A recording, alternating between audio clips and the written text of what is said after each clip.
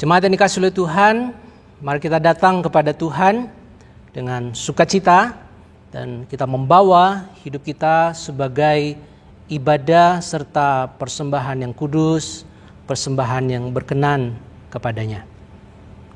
Dan kebaktian pada pagi hari ini kita mulai dengan pengakuan bahwa pertolongan kita datangnya dari Allah yang menjadikan langit dan bumi serta semua isinya, dan yang tidak meninggalkan perbuatan tangannya. Dan turunlah atas kita semua damai sejahtera anugerah dari Allah Tritunggal, Allah Bapa, Allah Anak, dan Allah Roh Kudus. Amin. Mulia bagi Bapa, bagi Anak serta Roh Kudus, dari permulaannya, sekarang dan akan jadi selama-lamanya. Amin. Dengarkanlah nats pembimbing kita di dalam ibadah pada pagi hari ini yang terambil di dalam Galatia pasal 6 ayat 9 sampai 10. Firman Tuhan bunyi demikian, janganlah kita jemu-jemu berbuat baik, karena apabila sudah datang waktunya, kita akan menuai jika kita tidak menjadi lemah.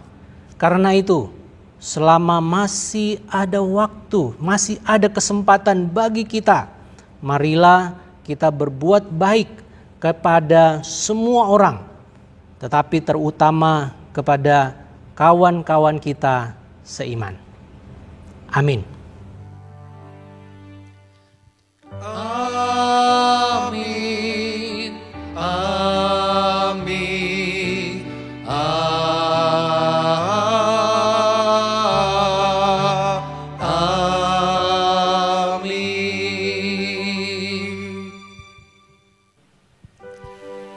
Shalom, jemaat kasih di dalam Tuhan, apa kabarnya? Saya percaya kita dalam keadaan sehat dan apapun yang kita alami hari ini, kita percaya bahwasannya Tuhan itu selalu baik. Mari saya mengundang dan mengajak kita semua untuk kita sembah Tuhan dan muji Dia, bahwa segala sesuatu Tuhan yang terjadi dalam hidup kami, biarlah kami tetap bersyukur dan selalu bersyukur kepadamu Tuhan, Bapa kami yang kami sembah di dalam Yesus. Mari saya undang kita nyanyikan pujian ini bersama-sama dengan sepenuh hati kita. Terima kasih Tuhan.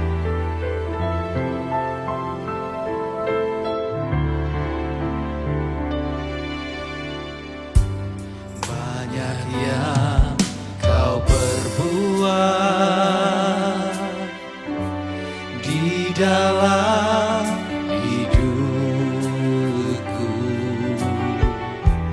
rancangan indahmu terjadi di hidupku. Bapa yang mengerti segala yang ku perlu, kasih-Mu sempurna nyata dalam hidupku. Ku bersyukur Bapa, ku bersyukur Tuhan, buat kasih setiamu di dalam hidupku. Ku bersyukur,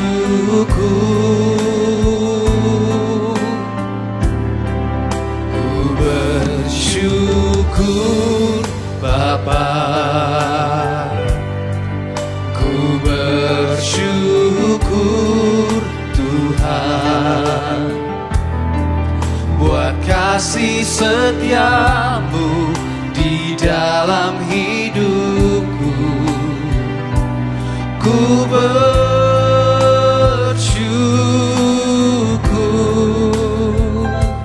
Tuhan.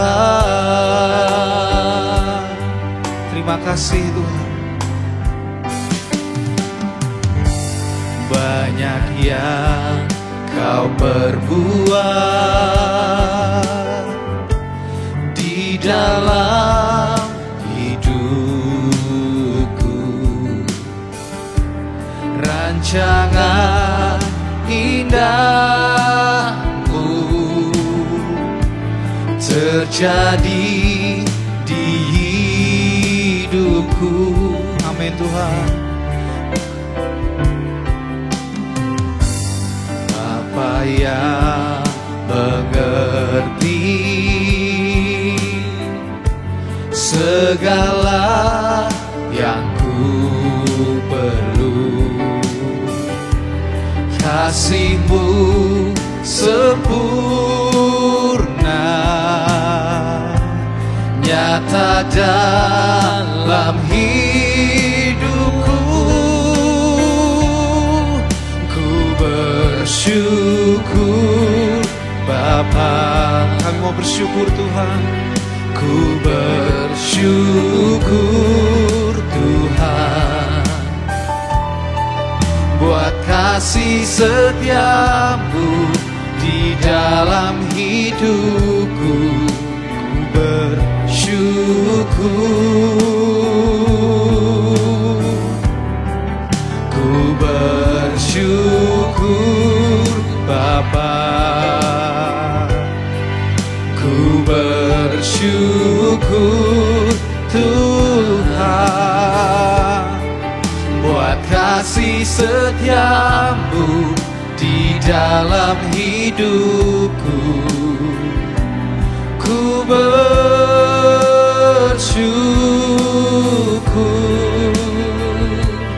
Tuhan.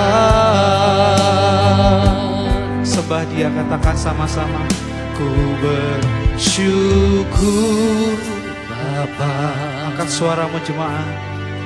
Ku bersyukur Tuhan. Apapun keadaanmu hari ini, buat kasih setia tetaplah bersyukur, di dalam hidup. karena itu yang disenangi oleh Bapa. Ku bersyukur, Oh, kami mau bersyukur. ku bersyukur Bapa. Sekalipun sulit Tuhan, Ku bersyukur Tuhan buat kasih setiamu di dalam hidupku. Ku bersyukur, aku bersyukur, ku bersyukur,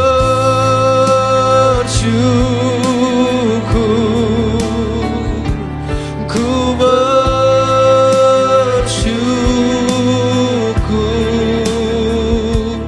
Tuhan.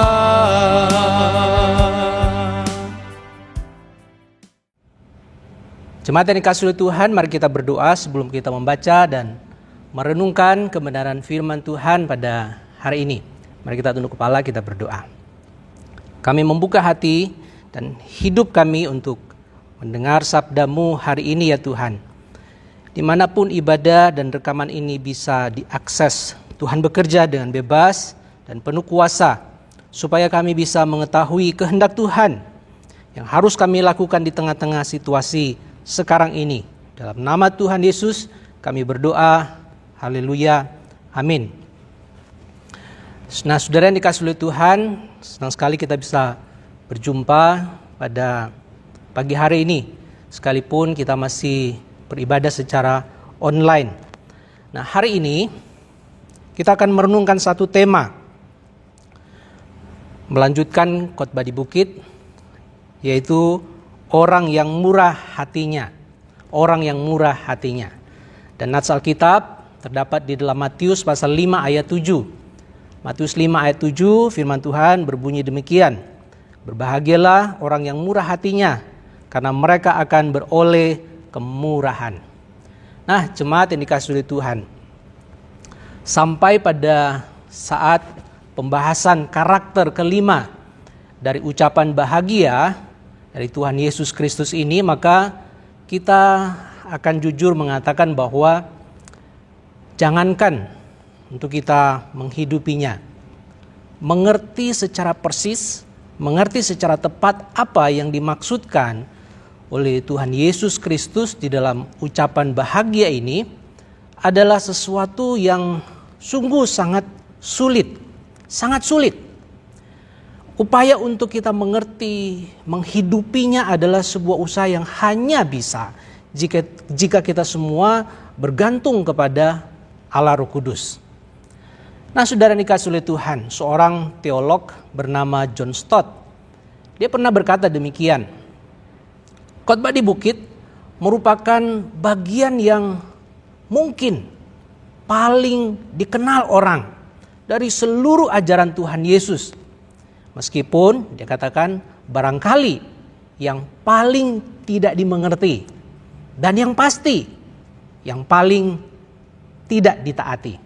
Nah, saudara, ucapan John Stott ini bagi saya minimal menyiratkan 3 hal Yang pertama, ajaran Tuhan Yesus ini sangat terkenal. Dan saking terkenalnya, beberapa tokoh dunia terinspirasi oleh ajaran Tuhan Yesus ini. Seperti halnya yang mungkin sudah tahu Mahatma Gandhi, tokoh yang diakui dikenal sebagai bapak bangsa India. Dia mengenal ajaran ini. Yang kedua, ajaran Yesus ini adalah yang paling sukar dimengerti. Karena selain paradoks, yaitu seolah-olah dua pernyataan seolah-olah bertentangan satu dengan yang lainnya, juga memang ajaran Tuhan Yesus ini sangat bertentangan dengan budaya yang umumnya dihidupi oleh kebanyakan orang. Itulah sebabnya saudara, ajaran Yesus ini, khotbah di bukit ini disebut oleh John Stott sebagai budaya tandingan, sebagai budaya alternatif. Ini yang kedua. Yang ketiga, dari apa yang dikatakan oleh John Stott, maka kita mengerti bahwa ajaran Tuhan Yesus adalah bagian yang paling tidak ditaati. Mengapa demikian? Sekali lagi, karena budaya Yesus ini adalah karakter Kristiani yang sangat bertolak belakang dengan karakter dunia yang mungkin didambakan, dimimpikan, dikejar oleh kebanyakan orang di dalam dunia ini, yang mungkin di dalamnya termasuk orang-orang yang menamakan diri sebagai pengikut Yesus Kristus, mungkin saudara dan saya. Nah, untuk hal inilah Mahatma Gandhi pernah berkata demikian kepada seorang misionaris yang pernah bertanya mengapa Mahatma Gandhi menolak untuk menjadi seorang pengikut Kristus. Sekalipun dia sangat suka mengutip di sana sini perkataan Yesus Kristus. Nah, jawab Gandhi adalah begini. Saya tidak menolak Kristus. Saya suka Kristus Anda. Tetapi saya tidak suka dengan orang Kristen Anda. Lanjut dia, jika orang Kristen benar-benar hidup menurut ajaran Kristus, seperti yang ditemukan di dalam Alkitab. Gandhi mengatakan seluruh India sudah menjadi Kristen hari ini. Wow, ini sebuah jawaban yang menohok bagi kita semua, bagi setiap orang Kristen. Nah, sekali lagi saudara yang dikasihi oleh Tuhan, itulah sebabnya kita semua harus meminta pribadi Roh Kudus, Allah Roh Kudus, terus menerus menolong dan mendampingi kita di dalam kita mengerti, di dalam kita menaati, menghidupi ajaran Tuhan Yesus Kristus yang indah ini. Nah, sudah dikasih oleh Tuhan, Yesus berkata di dalam Matius 5 ayat 7, berbahagialah orang yang murah hatinya, karena mereka akan beroleh apa? Beroleh kemurahan. Nah, di dalam terjemahan lain, kemurahan hati ini juga dikatakan sebagai belas kasihan atau merciful dalam bahasa Inggris. Nah, sudah dikasih oleh Tuhan, saya tidak akan membahas lebih jauh atas kata atau arti kata berbahagia. Kita sudah membahasnya beberapa minggu yang lalu. Kita akan membahas 3 pertanyaan yang biasanya muncul berkenaan dengan kemurahan hati atau belas kasihan. Yang pertama, pertanyaan pertama, bagaimana menjadi orang yang bermurah hati atau orang yang penuh dengan belas kasihan? Pertanyaan yang kedua yang muncul adalah, apakah kemurahan hati atau belas kasihan itu? Pertanyaan yang ketiga, haruskah orang Kristen dalam tanda kutip selalu menunjukkan belas kasihan, atau bagaimanakah orang Kristen mengaplikasikan kemurahan hatinya? Nah, sudah dikasih oleh Tuhan, kita akan mencoba mulai dengan menjawab pertanyaan yang pertama. Pertanyaan pertama tadi adalah bagaimana menjadi orang yang murah hati. Nah, saudara, jika kita melihat konteks dari ucapan bahagia ini, maka kita akan segera tahu bahwa ucapan yang kelima ini tidak lepas dengan 4 ucapan di awal. Maka sebagai murid Alkitab yang baik, saudara dan saya akan bisa menjawab bahwa begini, saudara.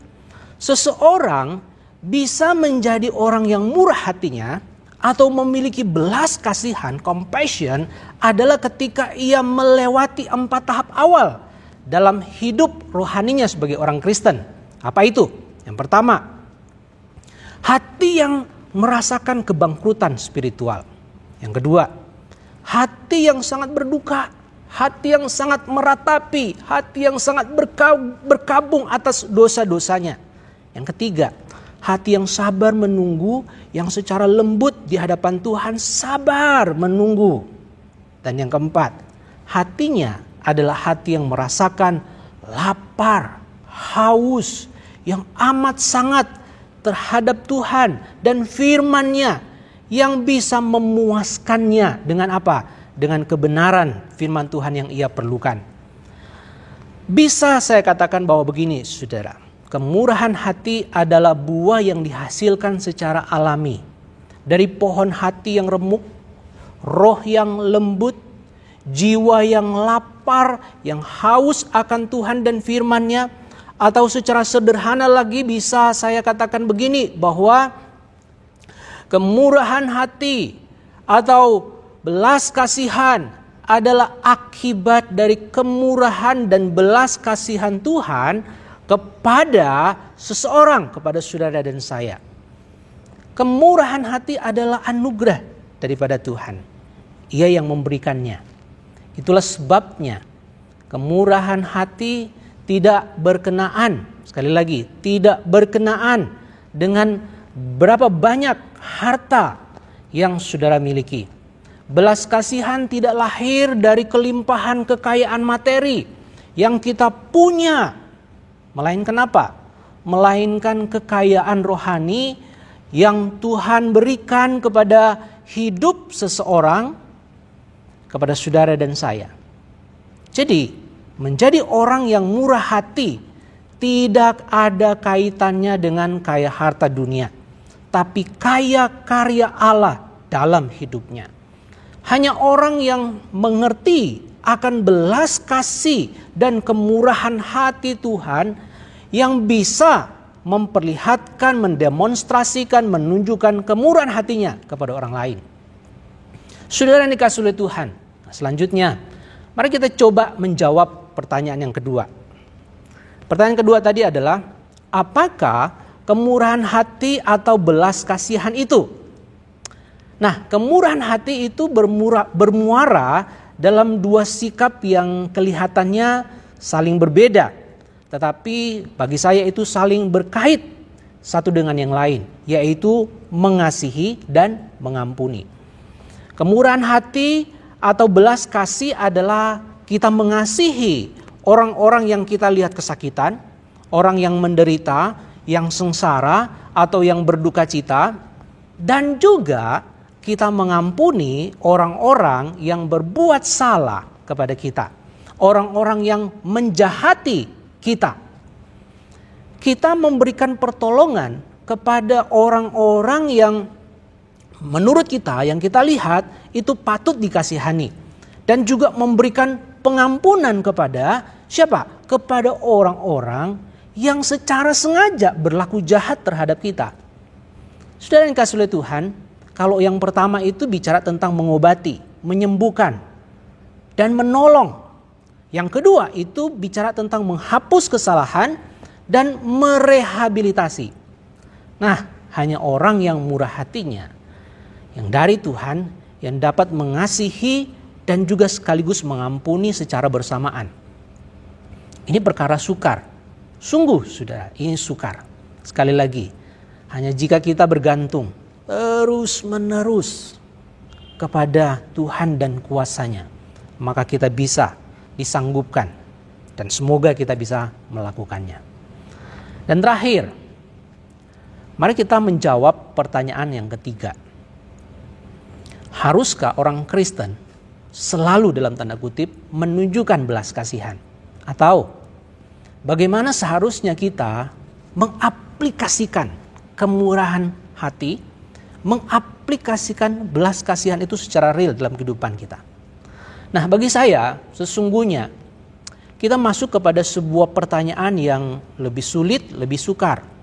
Haruskah orang Kristen always selalu menunjukkan belas kasihan terhadap karyawan yang mungkin saudara tidak bertanggung jawab, karyawan yang tidak melakukan pekerjaannya dengan baik? Apakah kita akan melakukan itu? Atau yang lebih dekat, saya tarik lagi saudara, haruskah seorang tua Kristen, ya, orang tua Kristen terus menerus berbelas kasihan, berkemurahan hati kepada anaknya yang kurang ajar, yang hidupnya seenaknya semau gue, alih-alih kemudian dia mengeluarkan rotan disiplin kepada anaknya agar anaknya itu belajar hal yang benar, takut akan Tuhan.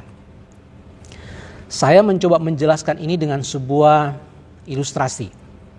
Nah, beberapa waktu yang lalu saya menonton sebuah film di televisi. Judul film tersebut adalah The Crime That Bind, yang artinya kira-kira menurut terjemahan saya adalah kejahatan yang berkait erat. Nah, saudara yang dikasihi oleh Tuhan, ceritanya begini saudara. Ada seorang ibu yang bernama Alicia. Sang ibu yang baik itu dibutakan oleh cintanya yang tidak bersyarat kepada putranya yang berusia bukan muda lagi, 35 tahun. Saking sayangnya, ibu ini tidak dapat mengerti, tidak mempertimbangkan kemungkinan bahwa anaknya ini dapat bersalah karena sebuah penyerangan, pemerkosaan, penguntitan, kekerasan terhadap mantan istrinya. Nah, putranya ini ditangkap dan kemudian diadili. Dan untuk melepaskan anak sematawayangnya ini dari jeratan hukum, maka sang ibu ini bahkan menjual apartemen mewahnya. Agar apa?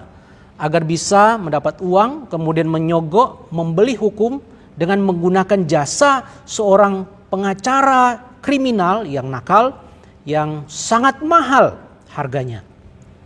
Nah, saudara yang dikasihi oleh Tuhan, tindakan tersebut tidak hanya membuat Alicia ini kehilangan apartemennya dan pindah ke tempat yang lebih kecil dan yang lebih sederhana, tapi dia juga rela ditinggalkan oleh suaminya yang sangat tidak setuju dengan sikap yang diambil oleh Alicia, sang ibu penyayang putra semata wayangnya ini. Nah, sudah dikasih oleh Tuhan dalam film tersebut, ya, berbarengan dengan peristiwa itu, asisten rumah tangga Alicia yang bernama Gladys tertangkap dan dihukum atas sebuah tindakan kriminal, pembunuhan, karena mencekik bayinya yang baru lahir di tempat tinggal Alicia. Saudara, sangat complicated memang. Alur cerita film ini sangat kompleks, sangat rumit, saudara. Anaknya akhirnya dibebaskan dan Gladys, sang asisten rumah tangganya itu dipenjarakan. Namun ada sesuatu yang sangat mengejutkan terjadi.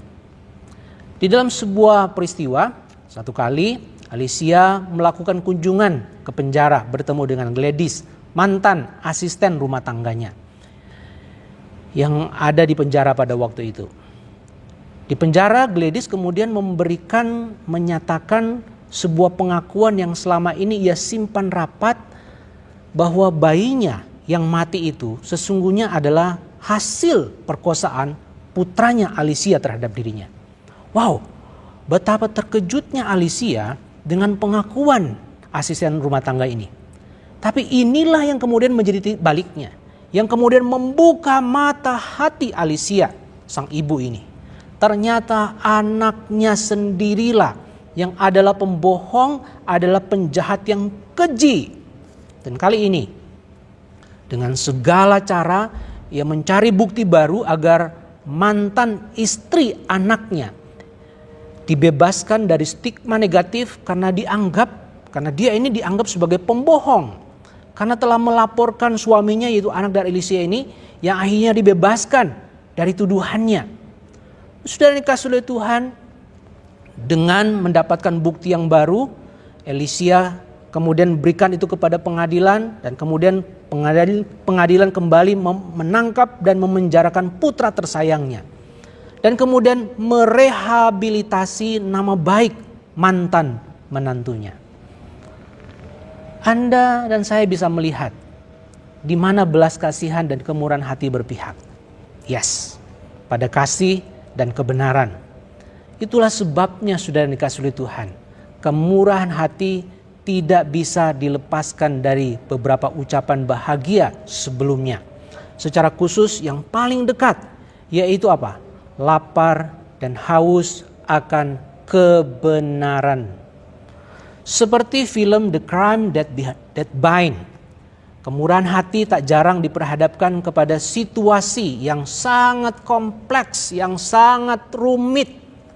Sama halnya saudara, seorang Samaria yang baik hati, yang menyatakan kemurahan hatinya kepada siapa? Kepada musuhnya, kepada orang yang memusuhi dia, yang sedang berada di ujung hidup matinya karena dirampok dan dipukuli. Saudara yang dikasihi oleh Tuhan, seperti halnya karakter ilahi yang lainnya, kemurahan hati akan keluar secara alami tatkala kita diperhadapkan kepada sesuatu, entahkah itu dilihat orang atau tidak, dipuji atau mungkin dicerca orang. Yang penting ialah ketika kita melakukannya di hadapan Tuhan, maka hanya Tuhan sendiri yang akan menghakimi atau membenarkan segala tindakan kita, termasuk hati nurani kita di balik semua tindakan kita. Saya mau katakan, teruslah nyatakan kemurahan hati kita. Secara khusus di tengah-tengah masa pandemi ini, di mana begitu banyak orang yang ada di depan mata, yang sedang menunggu uluran tangan saudara dan saya. Saya katakan jangan menunggu. Jika hari ini Tuhan gerakkan hati kita untuk melakukan kemurahan hati, lakukan sekarang. Bisa jadi saudara, ini adalah waktu terakhir saudara dan saya. Sekali lagi, jangan tunggu dan jangan tahan kebaikan yang harusnya keluar saat ini. Bunga yang asli, dia tidak perlu berteriak. Tidak perlu berteriak untuk menunjukkan kesejatian dan keasliannya. Cukup dia menebarkan aromanya, maka semua orang akan segera tahu bahwa dia adalah bunga yang asli. Demikian halnya dengan kehidupan orang Kristen, murid Yesus Kristus. Tidak perlu kita berteriak di keramaian, di banyak orang bahwa kita orang Kristen. Cukup dengan apa? Menebarkan aroma kemurahan hati dan belas kasihan. Maka kita pun akan segera dikenal oleh orang lain. Kita adalah murid Tuhan Yesus Kristus. Dan tentu saja dengan cara begitu kita akan makin diperkenan Tuhan dan akan makin ditambahkan kemurahan hati, belas kasihan yang sumber kemurahan dan belas kasihan itu daripada Tuhan. Amin. Tuhan berkati. Mari kita tunduk kepala dan kita berdoa. Kami bersyukur dan berterima kasih untuk kebenaran firman Tuhan pada pagi hari ini. Tolonglah kami ya Tuhan untuk mampu memperlihatkan, mendemonstrasikan kemurahan hati dan belas kasih itu yang sumbernya daripada Engkau. Karena kami sudah mengalami kemurahan hati, belas kasihan daripada Tuhan, kini saatnya kami menyatakan kemurahan hati dan belas kasihan itu secara real, secara nyata dalam hidup kami kepada orang-orang yang ada di sekitar kami. Terpujilah nama-Mu, di dalam nama Tuhan Yesus kami sudah berdoa dan bersyukur. Haleluya. Amin. Jemaat yang dikasihi Tuhan, mari kita berdiri bersama-sama sebagai bagian dari murid Yesus Kristus yang terhisap sebagai warga Mennonite seluruh dunia. Marilah kita bersama-sama mengucapkan komitmen kita, komitmen kemuridan. Kami bersaksi bahwa tidak seorang pun dapat sungguh-sungguh mengenal Kristus kecuali ia yang mengikutinya setiap hari dalam kehidupan. Jemaat kasih dalam Tuhan, mari sebelum kita memberikan persembahan buat Tuhan, kita sama-sama berdoa terlebih dahulu. Bapa dalam surga, terima kasih saat ini Tuhan kami diberikan kesempatan untuk kami bisa beribadah. Itu semua bisa terjadi karena Engkau. Dan saat ini juga kami hendak mengembalikan apa yang menjadi milik-Mu Tuhan melalui persembahan ini. Kiranya Kau kuduskan, sucikan Tuhan, kiranya ini bisa menjadi pelebaran bagi kerajaan-Mu. Kau berkati setiap para majelis yang akan mengelola Tuhan, Kau berkati mereka, beri mereka hikmat di dalam menggunakan keuangan ini Tuhan. Biarlah nama-Mu saja yang ditinggikan dan dimuliakan. Beri kami ketulusan hati dan sukacita saat kami memberi. Kehendak-Mu yang jadi Tuhan atas hidup kami, di dalam nama Yesus kami sudah berdoa dan mengucap syukur. Amin. Terima kasih Tuhan, hanya Engkau yang mengenal kami. Kedalaman isi hati kami Engkau tahu Tuhan. Terima kasih Tuhan. Terima kasih Yesus. Katakan sama-sama, Bapa, Engkau mengenal lebih dari apapun. Bapa, apa Engkau mengenalku lebih dari siapapun. Engkau tahu ceritaku dan isi hatiku. Tak peduli masa lalu, Engkau tetap memilihku. Ubahkanku, sempurnakan, jadi karya yang indah. Kini aku percaya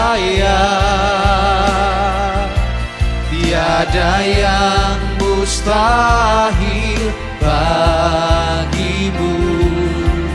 Kuasa-Mu kuatkanku, dasarku berharap. Kini aku berserah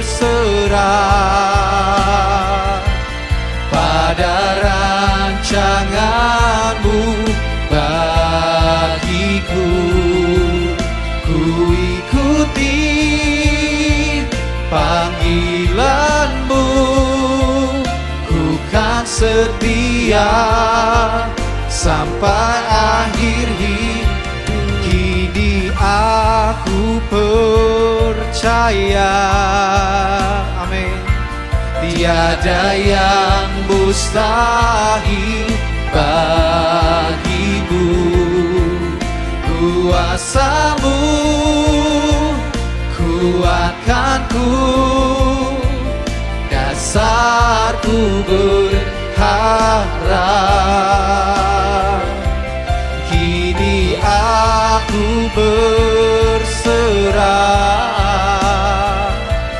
pada rancangan-Mu bagiku.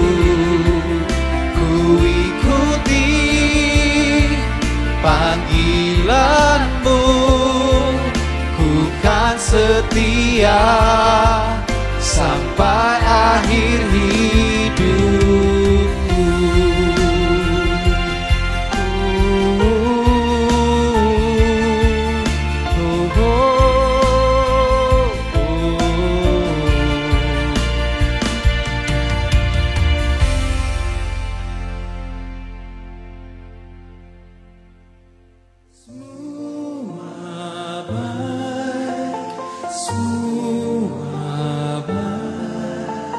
Segala yang telah Kau perbuat di dalam hidup.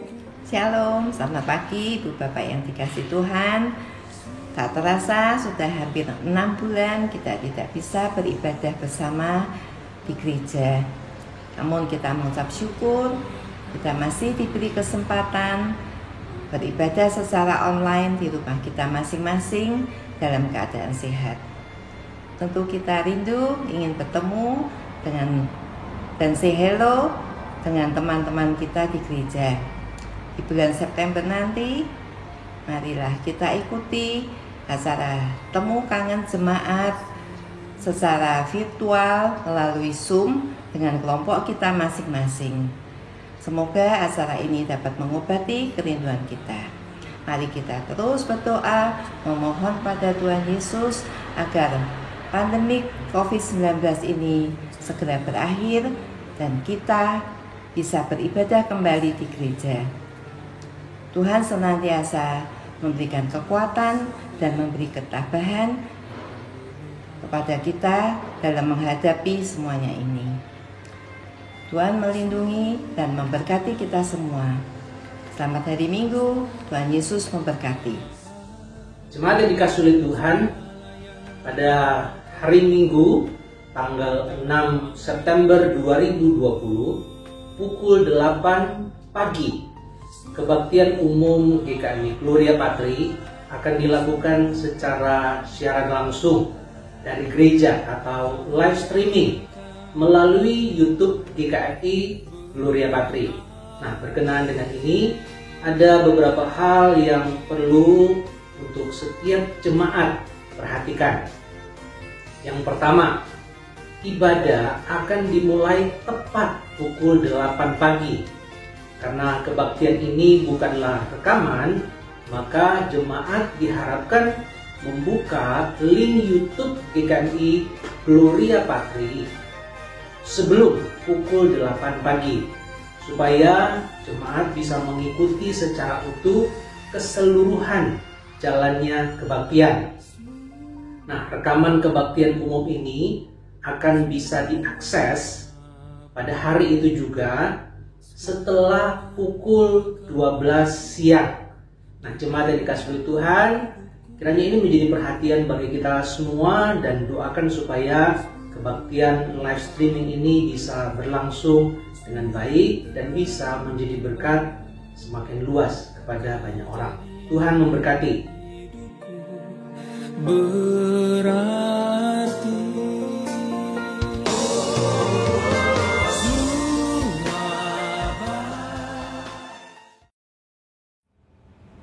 Jemaat yang dikasihi oleh Tuhan, di dalam ibadah pagi hari ini kita bersama-sama akan menaikkan beberapa pokok doa syafaat kita. Mari kita tunduk kepala, kita berdoa. Bapa di dalam surga, kami saat ini berdoa untuk bangsa dan negara kami. Kami menyerahkan setiap upaya yang dilakukan oleh pemerintah secara khusus untuk memulihkan keadaan di segala bidang karena pandemi COVID-19 yang telah memukul hampir semua sisi kehidupan berbangsa dan negara. Kami berdoa bila Tuhan memberikan hikmat bijaksana kepada Presiden kami Jokowi dan seluruh jajaran menteri yang membantunya. Kiranya mereka diberikan hikmat marifat dari Tuhan supaya dimampukan mengambil kebijakan-kebijakan yang penting, kebijakan-kebijakan yang perlu supaya bisa menata ulang, membuat ekonomi menjadi pulih, membuat keamanan menjadi stabil, membuat setiap warga negara bisa hidup di dalam damai, di dalam tenang untuk melewati hari-hari yang ada di depan. Kami berdoa bila setiap pemimpin-pemimpin kami juga boleh bersatu padu, setiap pemimpin kami bersatu hati, sama-sama memikirkan untuk mencari jalan keluar yang terbaik bagi bangsa kami supaya keluar dari problem yang sedang dihadapi. Terima kasih Tuhan, kami tetap menyerahkan bangsa kami dan kami tahu jalannya sejarah bangsa kami ada di dalam tangan-Mu.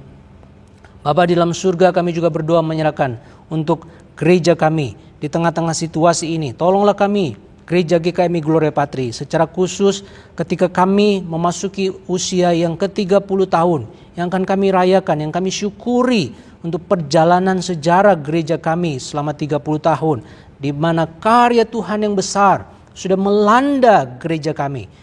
Pakailah tetap ya Tuhan gereja kami untuk menjadi perpanjangan tangan Tuhan, untuk bisa menjadi jawab atas kebutuhan-kebutuhan, untuk menjadi jawab secara khusus untuk kebutuhan rohani dari orang-orang yang ada di sekitar gereja ini. Pakailah gereja kami ya Tuhan untuk memuliakan nama Tuhan, untuk mendemonstrasikan kasih, untuk mendemonstrasikan belas kasih, untuk mendemonstrasikan kemurahan hati, untuk mendemonstrasikan kemuliaan Tuhan, sehingga orang-orang yang ada di sekitar yang melihat gereja kami bisa melihat Tuhan Yesus Kristus sendiri. Berkati ya Tuhan, khususnya bagi panitia kecil dan majelis jemaat yang sedang mempersiapkan acara-acara untuk hari ulang tahun gereja. Engkau memberkati setiap acara. Kau juga berikan hati kepada setiap jemaat, supaya jemaat pun boleh ikut berperan serta, memeriahkan, ikut mendukung, bersatu hati supaya gereja kami merayakan hari ulang tahun yang ke-30 ini dengan sukacita, dengan tetap berpengharapan. Terima kasih Tuhan, terima kasih. Kami juga berdoa menyerahkan ke dalam tangan-Mu untuk jemaat-jemaat kami yang sedang lemah tubuh, yang sedang sakit. Kami bawa ke dalam doa di dalam nama Tuhan Yesus Kristus. Kami menyebutkan, kami membawa, menghadapkan saudara-saudara kami ini ke dalam tangan Tuhan. Kami membawa Albert ke dalam tangan Tuhan. Engkau yang jamah, Engkau sembuhkan, Engkau pulihkan di dalam nama Tuhan Yesus Kristus. Kami juga berdoa untuk setiap jemaat yang lain, yang usia tua, yang usia lanjut, di dalam kerentanan mereka, Engkau berikan kekuatan yang mereka butuhkan di masa-masa ini. Terima kasih Tuhan, terima kasih. Sungguh ya Tuhan, kami hanya percaya bahwa hidup kami ada dalam tangan Tuhan. Tuhan tidak meninggalkan kami. Apapun yang sedang kami alami di masa-masa gelap, di masa-masa kelam, di masa-masa sulit dan sukar ini, kami percaya Tuhan bersama dengan kami. Tuhan tidak meninggalkan kami. Terima kasih Tuhan, terima kasih. Kami hanya menyerahkan segala sesuatunya hanya ke dalam tangan Tuhan. Dalam nama Yesus kami sudah berdoa dan bersyukur. Haleluya. Amin. Jemaat kasih dalam Tuhan, biarlah apa yang sudah kita dengarkan, akan firman Tuhan hari ini, saatnya kita menjadi pelaku firman. Karena Yesuslah satu-satunya kebenaran di dalam hidup kita. Mari kita katakan sama-sama. Yesus kau kebenaran yang menyelamatkanku. Kau memberikanku hidup dan pengharapan.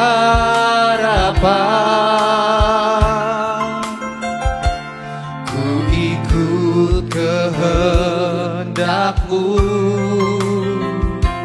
ku perlu anugerah-Mu.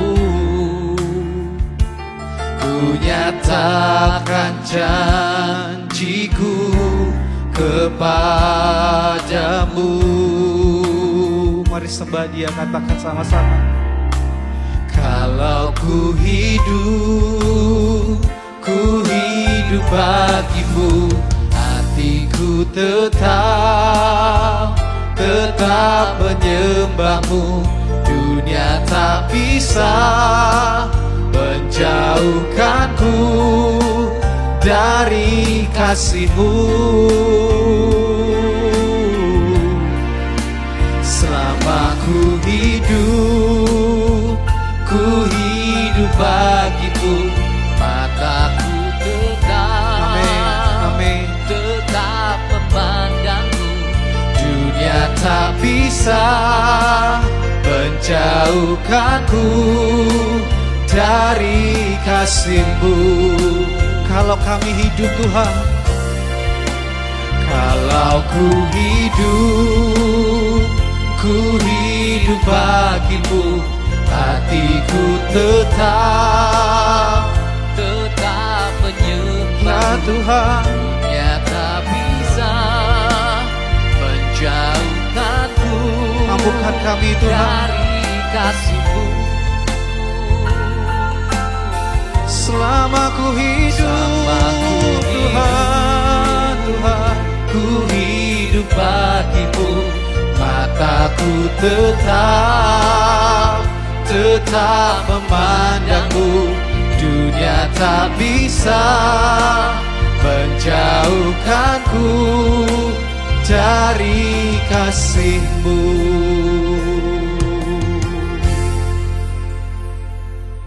Jemaat yang dikasihi oleh Tuhan, kita sudah mendengar, kita sudah merenungkan sabda Tuhan tentang kemurahan hati. Kini jalani kehidupan yang penuh dengan belas kasihan dan kemurahan. Dan jadikanlah firman Tuhan itu sebagai pandu, pelita bagi kaki kita, terang bagi jalan kita. Dan terimalah berkat daripada Tuhan Allah.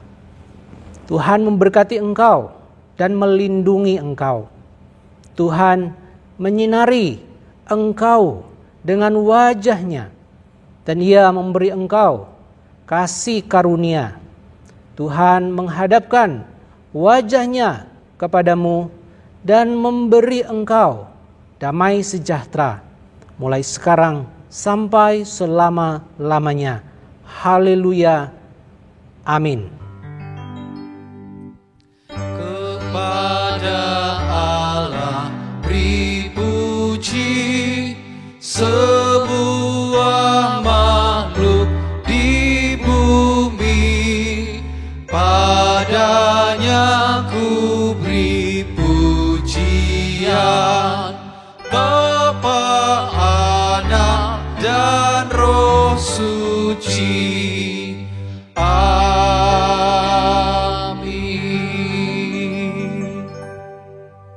Selamat hari Minggu, Tuhan Yesus memberkati. Terima kasih Yesus. Terima kasih Yesus. Syukur hanya bagi-Mu, ya Allahku, ya Tuhan.